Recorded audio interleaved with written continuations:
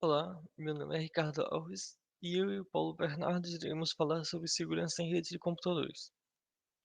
Nesse primeiro vídeo, iremos falar sobre o que é segurança de rede, criptografia e integridade de mensagem e assinaturas digitais. Primeiro, o que é segurança de rede?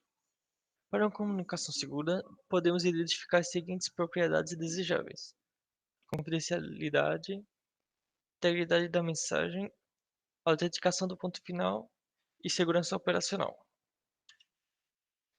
Confidencialidade. Apenas o remetente e o destinatário pretendido devem poder entender o conteúdo da mensagem transmitida. O fato de intrusos conseguirem interceptar a mensagem exige que esta seja cifrada de alguma maneira para impedir que seja entendido por um interceptador. Esse aspecto da confidencialidade é o significado mais comumente percebido na expressão comunicação segura. Integridade de mensagem.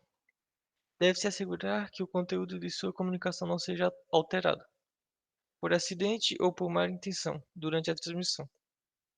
Extensões das técnicas de soma de verificação encontradas em protocolos de transporte de enlace confiáveis podem ser utilizados para proporcionar integridade à mensagem. Autenticação do ponto final. O remetente e o destinatário precisam confirmar a identidade da outra parte envolvida na comunicação. Eles precisam confirmar que a outra parte é de verdade quem dizem ser. E segurança operacional. Hoje, quase todas as organizações, as empresas, universidades, entre outros, elas possuem redes conectadas à internet pública. Essas redes podem ser comprometidas por atacantes que ganham acesso a elas por meio da internet. Os atacantes podem tentar colocar worms nos hospedeiros da rede, adquirir segredos corporativos, mapear as configurações internas da rede e lançar ataques. Depois veremos que os mecanismos operacionais, como firewalls e sistemas de detecção de invasão, são usados para deter ataques contra a rede de uma organização. Então, esses quatro pontos, a confidencialidade, integridade de mensagem, autenticação do ponto final e segurança operacional, eles determinam o que significa a segurança na rede.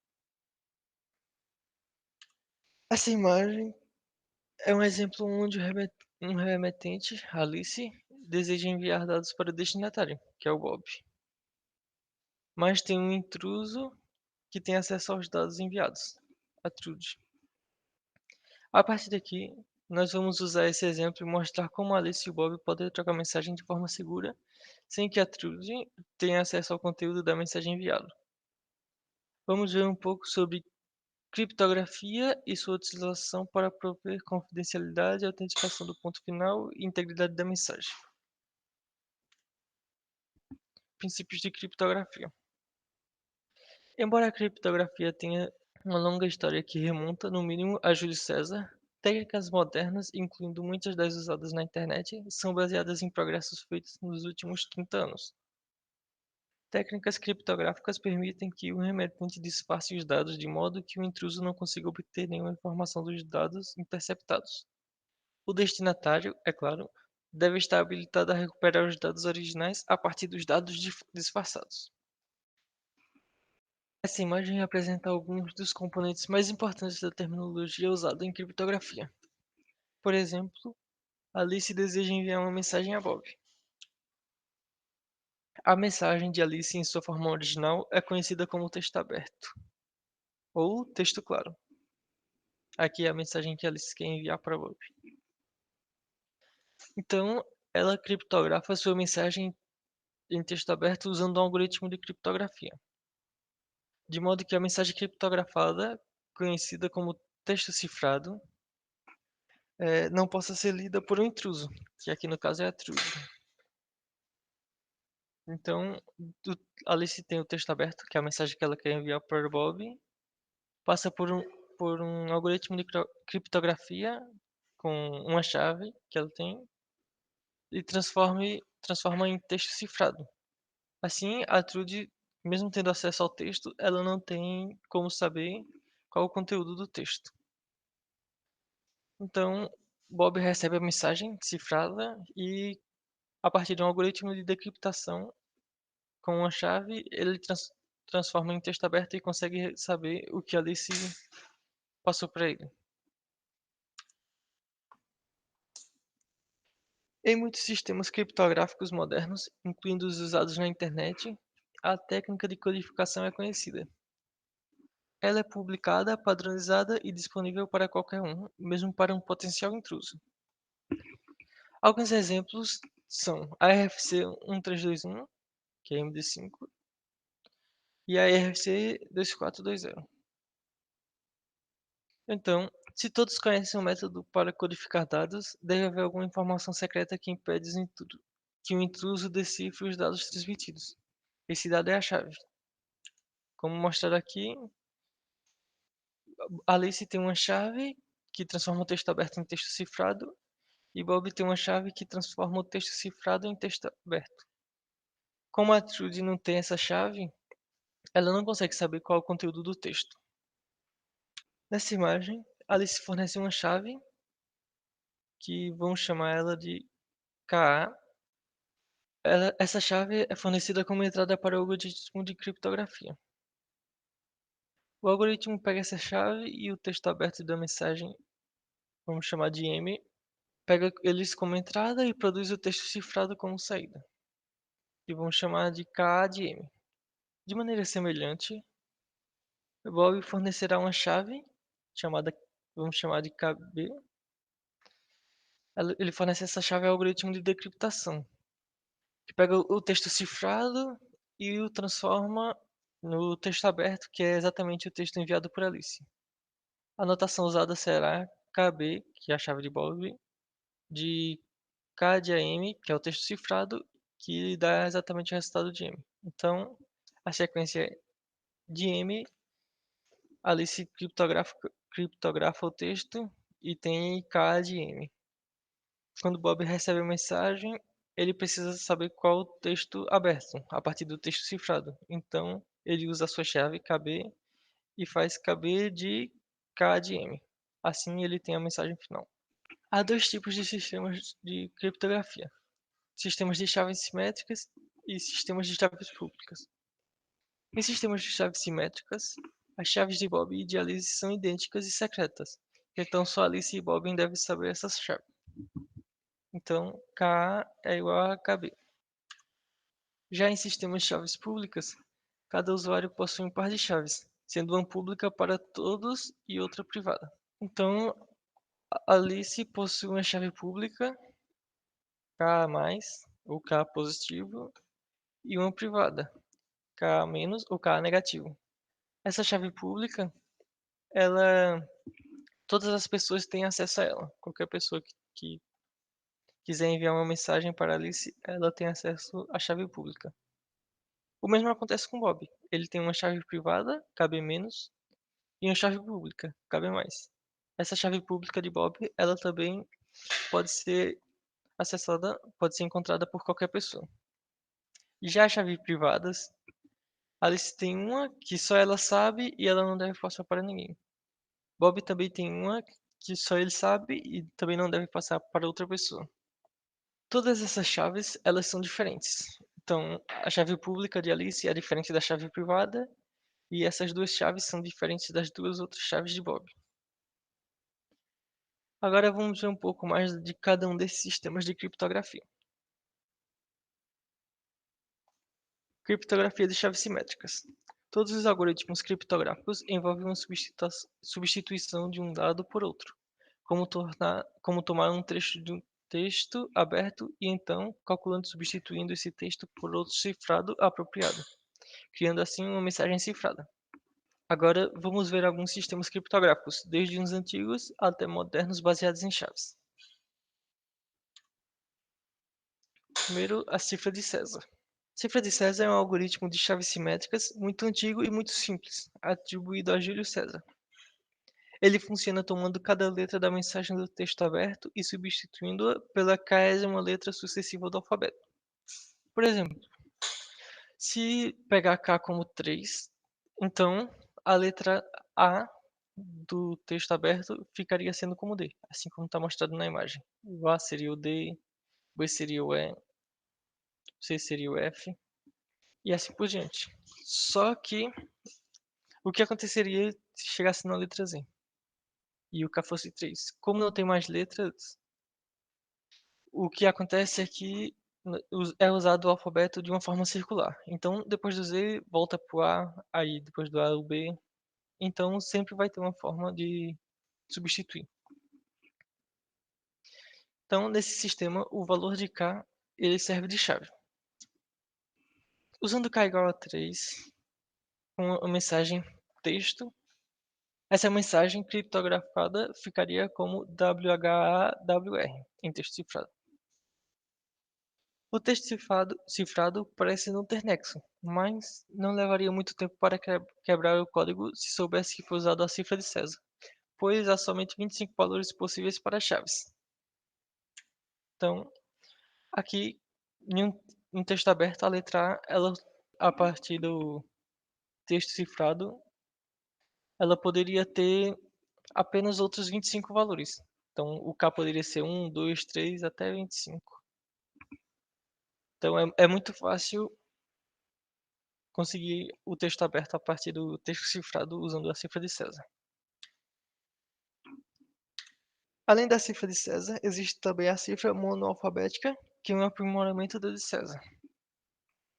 Na cifra monoalfabética, também acontece a substituição de uma letra do alfabeto por outra, mas acontece de uma forma diferente.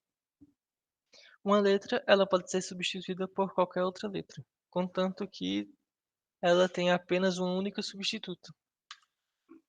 Então, aqui temos uma tabela que mostra a substituição de uma letra por outra. No texto aberto, a letra A ficaria no texto cifrado como M, a B como N, como podemos ver aqui nessa imagem. Então, as letras aqui não se repetem. Não tem mais de um valor igual no texto cifrado para uma letra aberta. Então, usando essa imagem como exemplo, a palavra texto em texto aberto, ela ficaria como o C, E, o K em texto cifrado. Assim como na cifra de César, o texto parece sem nexo, mas a cifra monoalfabética parece ser melhor por demandar mais esforço para ser quebrada. Isso porque há 26 fatorial possíveis pares de letras em vez de 25. Na cifra monoalfabética, a partir da análise estatística da língua do texto aberto, torna-se relativamente fácil quebrar esse código. E se o intruso tiver algum conhecimento sobre o possível texto da mensagem, então ficará mais fácil ainda quebrá-lo.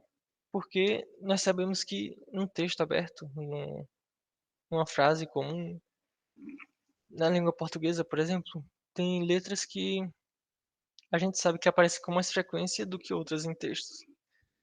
Então, a partir disso, isso deixaria mais fácil descobrir o que o texto aberto é, a partir do texto cifrado. 500 anos atrás, foram inventadas técnicas que aprimoravam a cifra monoalfabética, conhecidas como a cifra polialfabética. A ideia é usar várias cifras monoalfabéticas com uma cifra monoalfabética específica para codificar uma letra em uma posição específica no texto aberto da mensagem. Assim, a mesma letra, quando aparece em posições diferentes no texto aberto da mensagem, ela pode ser codificada de maneira diferente. Por exemplo, podem ser usadas duas cifras de César, como mostrado aqui na imagem, C1 com K igual a 5 e C2 com K igual a 19. E também podemos usar um modelo de repetição como sendo C1, depois C2, depois C2, depois C2, depois C1. Então, a ordem dos caracteres no texto cifrado seria C1, C2, C2, C2, C1, usando essas cifras de César para criptografar o texto. Depois do quinto caractere, C1, então, como aqui não tem mais modelo, não continua, nós voltaríamos para o começo e a sexta letra usaria C1, a sétima C2 e assim por diante.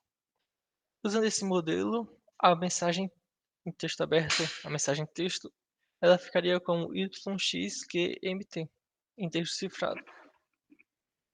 Então, aqui a palavra texto, o primeiro T usaria C1, o T aqui em C1 é Y, o E usaria C2, o E aqui em C2 é X, e assim por diante.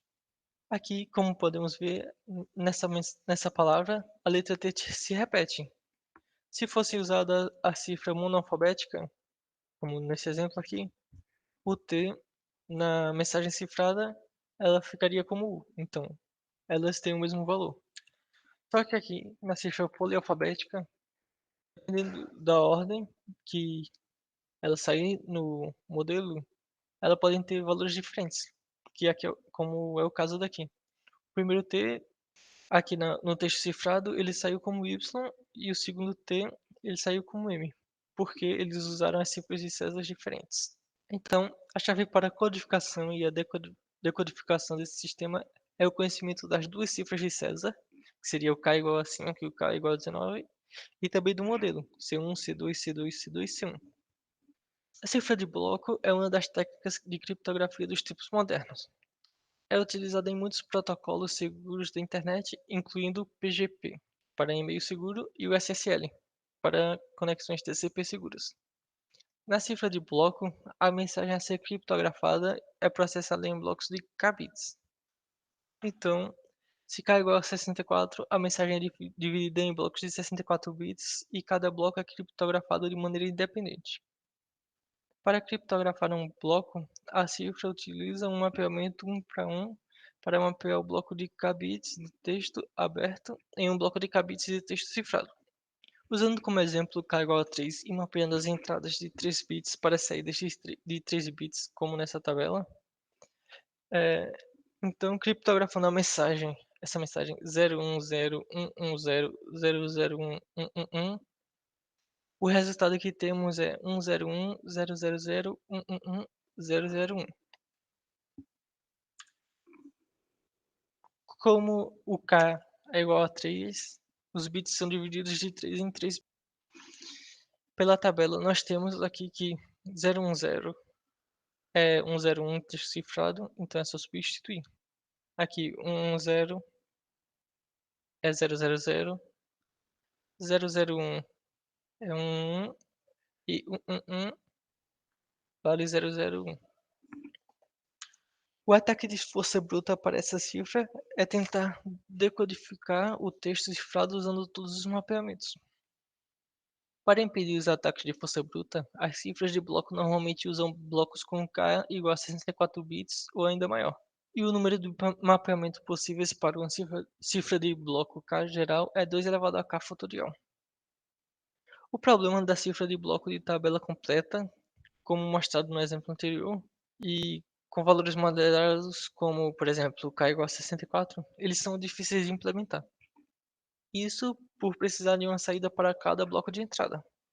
As cifras de bloco, elas costumam utilizar funções que simulam, de maneira aleatória, tabelas permutadas.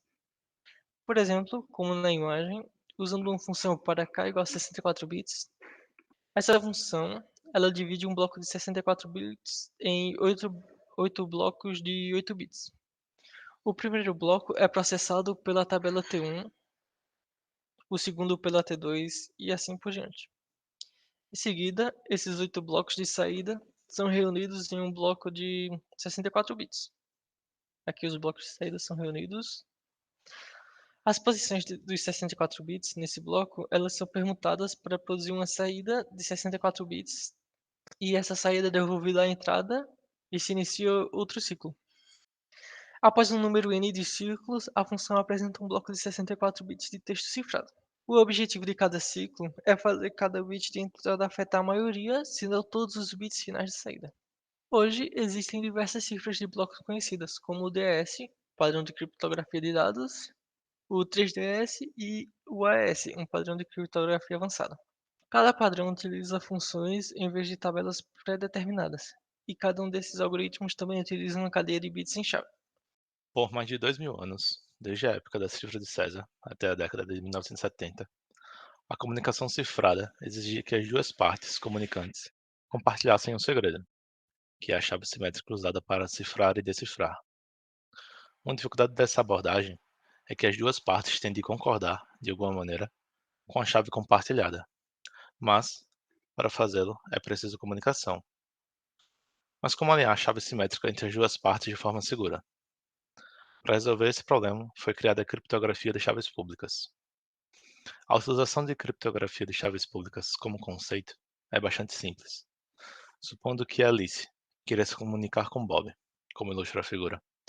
Em vez de Bob e Alice compartilharem uma única chave secreta, como no caso dos sistemas de chaves simétricas, Bob, que é o destinatário das mensagens de Alice, tem duas chaves. Uma chave pública, que está à disposição de todos, inclusive de Trudy, a intrusa, e uma chave privada, que apenas ele conhece. Para se comunicar com Bob, Alice busca primeiro a chave pública de Bob. Em seguida, ela criptografa sua mensagem M usando a chave pública de Bob em um algoritmo criptográfico conhecido. Isto é, Alice calcula KB positivo de M. Bob recebe a mensagem criptografada de Alice e usa sua chave privada em um algoritmo de decriptação conhecido para decifrar a mensagem de Alice. Mas há duas preocupações que podem nos ocorrer de imediato. A primeira é que, embora o intruso que intercepte a mensagem cifrada de Alice veja apenas dados ininteligíveis, ele conhece tanto a chave pública de Bob, que está disponível para todos, quanto o algoritmo que Alice usou para a criptografia. Fica claro que, para a criptografia de chave pública funcionar, a escolha de chaves e de códigos de criptografia ou decriptação deve ser feita de tal maneira que seja impossível, ou ao menos tão difícil que se torne quase impossível, para um intruso determinar a chave privada de Bob, ou conseguir decifrar ou adivinhar a mensagem de Alice para Bob. A segunda preocupação é que, como a chave criptográfica de Bob é pública, qualquer um pode enviar uma mensagem cifrada a Bob, incluindo Alice ou alguém afirmando ser Alice. No caso de uma única chave secreta compartilhada, o fato de o remetente conhecer a chave secreta identifica implicitamente o remetente para o destinatário. No caso de criptografia de chave pública, contudo, isso não acontece, já que qualquer um pode enviar uma mensagem cifrada a Bob usando a chave dele, que está publicamente disponível para todos. É preciso uma assinatura digital, um tópico que veremos mais adiante, para vincular um remetente a uma mensagem. Embora existam muitos algoritmos e chaves que tratam dessas preocupações, o algoritmo RSA tornou-se quase um sinônimo de criptografia de chave pública. O RSA faz uso extensivo de operações aritméticas usando a aritmética de módulo n. Existem dois componentes interrelacionados ao RSA: a escolha de chave pública e de chave privada, e o algoritmo de criptografia e decriptação. Para escolher as chaves públicas e privadas no RSA, Bob deve executar as seguintes etapas: escolher dois números primos grandes, P e Q. Quanto maiores os valores, mais difícil será quebrar o RSA, mas mais tempo levará para realizar a codificação e decodificação. Recomenda-se que o produto de P e Q seja de ordem de 1024 bits. O segundo passo é calcular n, que é igual a p vezes q, e z, que é igual a p-1 vezes q-1. Após isso, o terceiro passo é escolher um número e menor do que n, que não tenha fatores em comum, exceto 1, com z. O quarto passo é achar um número d, tal que e vezes d menos 1 seja divisível exatamente por z. Em outras palavras, dado e, escolhemos d, tal que e vezes d módulo z é igual a 1. A chave pública que Bob põe à disposição de todos, que é a KB positivo, é o par de números n e. Sua chave privada, KB negativo, é o par de números n d. A criptografia feita por Alice e a decriptação feita por Bob acontecem da seguinte forma: suponha que Alice quer enviar para Bob um padrão de bits, ou um número m, tal que m seja menor que n. Para codificar, Alice calcula a potência m elevado a e, e então determina o resto inteiro da divisão de m elevado a e por n. Assim, o valor cifrado C da mensagem em texto aberto de Alice é: C é igual a m elevado a e módulo n. O padrão de bits correspondente a esse texto cifrado C é enviado a Bob. Para decifrar a mensagem em texto cifrado recebida, Bob calcula m é igual a c elevado a d módulo n, que exige o uso de sua chave secreta. Como exemplo simples de RSA, suponha que Bob escolha p igual a 5 e q igual a 7. Com isso, temos que n é igual a 35 e z é igual a 24. Após isso, Bob escolhe e igual a 5, já que 5 e 24 não têm fatores comuns. Por fim, ele escolhe d igual a 29, já que 5 vezes 29 menos 1, isto é, E vezes D menos 1, é divisível exatamente por 24. Ele divulga os dois valores, n igual a 35 e E igual a 5, e mantém em segredo o valor D igual a 29. Observando esses dois valores públicos, suponha que Alice queira agora enviar as letras LOVE a Bob, interpretando cada letra como um número entre 1 e 26, com A sendo 1 e Z sendo 26. Neste exemplo, consideramos cada uma das 4 letras como uma mensagem distinta. Um exemplo mais realista seria converter as 4 letras em suas representações ASCII de 8 bits, e então codificar o número inteiro correspondente ao padrão de bits de 32 bits resultante. Para realizar a codificação deste exemplo, cada letra será elevada a E, e o módulo de E por N será a letra cifrada. Com isso, temos que, sem codificação, seria enviado 12, 15, 22, 05. E após a codificação, Bob irá receber 17, 15, 22, 10. Representação das letras Q, O, V, J. Ao receber o texto cifrado, Bob terá que decodificá-lo, utilizando sua chave privada. Com isso, neste exemplo, cada letra terá o seu valor elevado a D, e ao resultado será aplicado o módulo de N, obtendo assim a mensagem inicial enviada por Alice. A segurança da RSA reside no fato de que não se conhecem algoritmos para fatorar rapidamente um número, neste caso o valor público N, em números primos P e Q. Se alguém conhecesse os números P e Q, então o dado valor público E poderia com facilidade processar a chave secreta D. Por outro lado, não se sabe se existem ou não algoritmos rápidos para fatorar o número E. Nesse sentido, a segurança da RSA não é garantida. Chaves de seção. Observamos aqui que a exponenciação exigida pela RSA é um processo que consome tempo considerável. Por causa disso, o RSA é frequentemente usado na prática em combinação com a criptografia de chave simétrica. Por exemplo, se Alice quer enviar a Bob uma grande quantidade de dados cifrados a alta velocidade, ela pode fazer o seguinte: primeiro, escolhe uma chave que será utilizada para codificar os dados em si. Essa chave às vezes é denominada chave de seção, representada por KS. Alice deve informar a Bob essa chave de seção, já que essa é a chave simétrica compartilhada que eles usarão como uma cifra de chave simétrica. Alice criptografa o valor da chave de seção usando a chave pública RSA de Bob. Bob recebe a chave de seção codificada RSA, C, e a decifra para obter a chave de seção KS. Ele agora conhece a chave que Alice usará para transferir dados cifrados. Integridade de mensagens e assinaturas digitais. Definimos o problema de integridade de mensagens usando, mais uma vez, Alice e Bob. Suponha que Bob receba uma mensagem que pode ser cifrada ou estar em texto aberto, acreditando que tenha sido enviada por Alice. Para autenticar a mensagem, Bob precisa verificar se, primeiro, a mensagem foi realmente enviada por Alice. Segundo, a mensagem não foi alterada em seu caminho para Bob. Vamos falar de uma técnica conhecida sobre integridade de mensagem, usada por muitos protocolos de rede seguros. Mas antes disso, precisamos abordar outro importante tópico na criptografia: as funções de hash criptográficas. Como mostrado na figura, a função de hash recebe a entrada M e calcula uma cadeia de tamanho fixo H de M, conhecida como hash.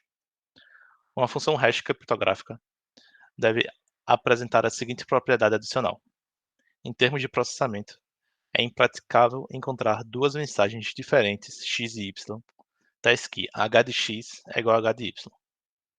Essa propriedade significa que, em termos de processamento, é impraticável que um invasor substitua uma mensagem por outra que está protegida pela função hash. Ou seja, se o par m h de m é a mensagem e o hash da mensagem criada pelo emissor, um invasor não pode forjar os conteúdos de outra mensagem y que possui o mesmo valor de hash da mensagem original. Dois algoritmos de hash conhecidos são o MD5 e o SHA-1. O algoritmo MD5 processa uma mensagem em um resumo de 128 bits. Já o SHA-1 produz uma mensagem de resumo de 160 bits. O resultado mais longo torna o SHA-1 mais seguro. Agora que compreendemos as funções de hash, vamos tentar entender como podemos garantir a integridade da mensagem. Primeiro, Alice cria a mensagem M e calcula o hash H de M, por exemplo, com SHA-1. Alice então anexa H de M à mensagem M, criando a mensagem estendida, e envia para Bob. Bob recebe uma mensagem estendida MH e calcula H de M. Se H de M for igual a H, Bob conclui que está tudo certo. Para realizar a integridade da mensagem, além de usar as funções de hash criptográficas, Alice e Bob precisarão de um segredo compartilhado S, que não é nada mais do que uma cadeia de bits denominada chave de autenticação. Utilizando esse segredo compartilhado, a integridade da mensagem pode ser realizada da seguinte maneira: Alice cria a mensagem M, concatena com S, com M, para criar M mais S, e calcula o hash H de M mais S, por exemplo, com SHA-1. H de M mais S é denominado código de autenticação da mensagem, o MAC. Alice, então, anexa o MAC à mensagem M, criando a mensagem estendida, M, H de M mais S, e a envia para Bob. Bob recebe a mensagem estendida, MH, e, conhecendo S, calcula o MAC H de M mais S. Se H de M mais S for igual a H, conclui que está tudo certo. Muitos padrões diferentes para os Macs foram propostos ao longo dos anos. Hoje, o mais popular é o HMAC, que pode ser usado com o MD5 ou o SHA-1. O HMAC, na verdade, passa os dados e a chave de autenticação duas vezes pela função hash. Assinaturas digitais. A assinatura digital é uma técnica criptográfica usada para identificar o dono ou criador de um documento e deixar claro que alguém concorda com seu conteúdo, isso no mundo digital. Assim como as assinaturas por escrito, a assinatura digital deve ser verificável e não falsificável. Ou seja, deve ser possível provar que um documento assinado por um indivíduo foi na verdade assinado por ele e que somente ele poderia ter assinado o documento. Com a criptografia de chave pública, o usuário possui uma chave pública e uma chave privada que são únicas para ele. Então, por isso, a criptografia de chave pública é uma excelente candidata para prover assinaturas digitais. Usando a criptografia de chave pública, por exemplo, se Bob quer assinar digitalmente um documento chamado de M, ele precisa apenas usar sua chave privada, KB-, para processá-lo, seria KB- de M. Então, Bob tem a mensagem e ele quer processar e assiná-la. Então, passa por um algoritmo com a sua chave privada e ele tem a mensagem assinada.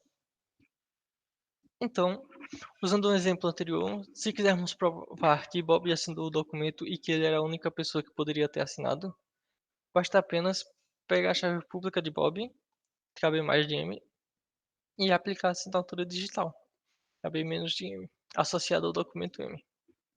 Assim, KB mais de KB menos de M produz M, que é uma reprodução exata do documento original.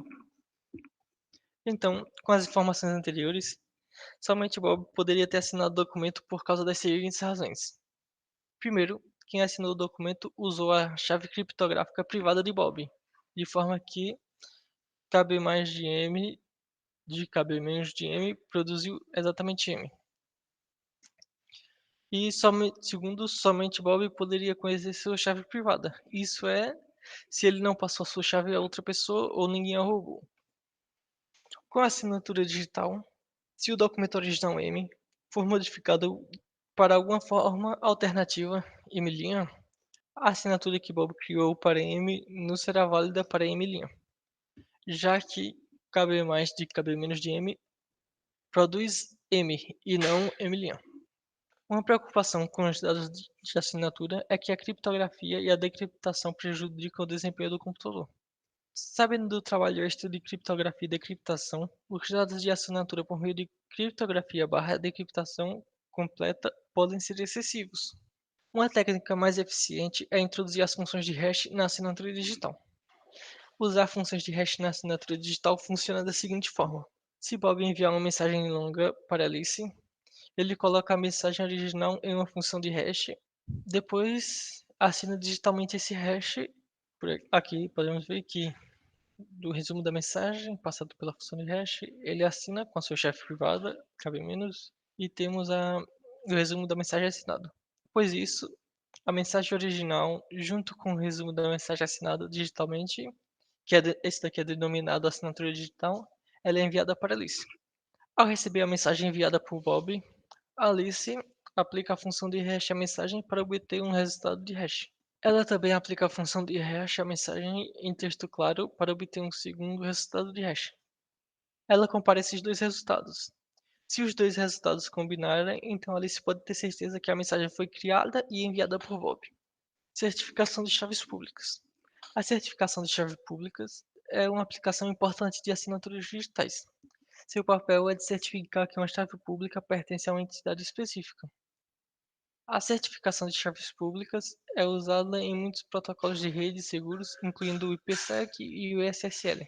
Para que, para que a criptografia de chaves públicas seja útil, nós precisamos ser capazes de verificar se a chave pública da entidade que queremos nos comunicar é verdadeira.